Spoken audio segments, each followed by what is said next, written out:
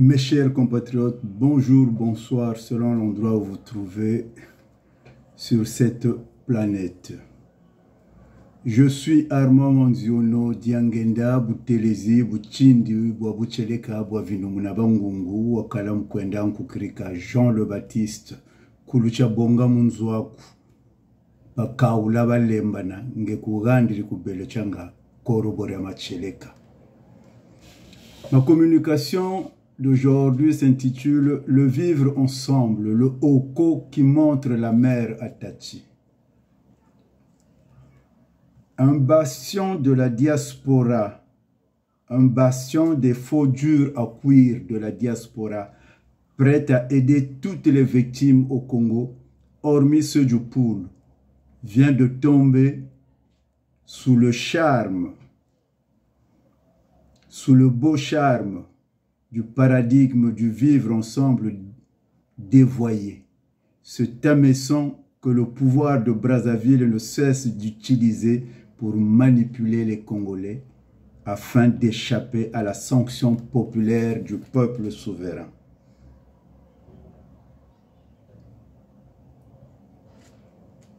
La fin du pseudo-combat politique de la diaspora corrompue n'est plus à démontrer ni à douter.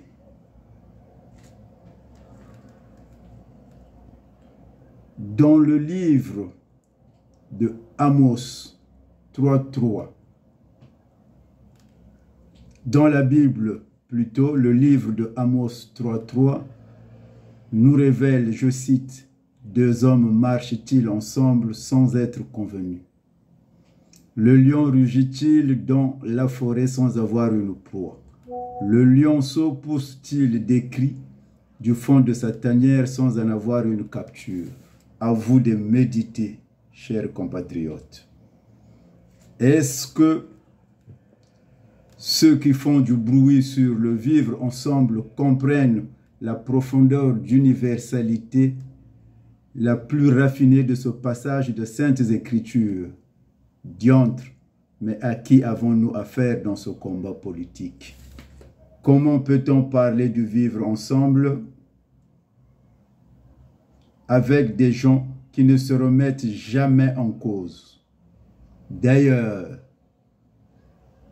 dites-nous sur quelles valeurs humaines ce vivre ensemble se définit-il? Est-ce sur les massacres des populations, l'occupation militaire et le démembrement géographique de la région du Poul, ou encore la destruction de l'éducation, des structures sanitaires,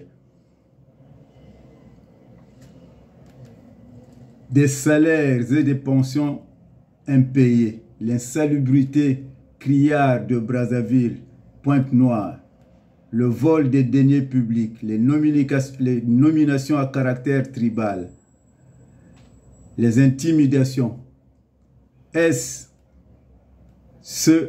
à partir de ce passage biblique, heureux ceux qui sont en esprit, heureux les pauvres en esprit, car le royaume des cieux est à eux?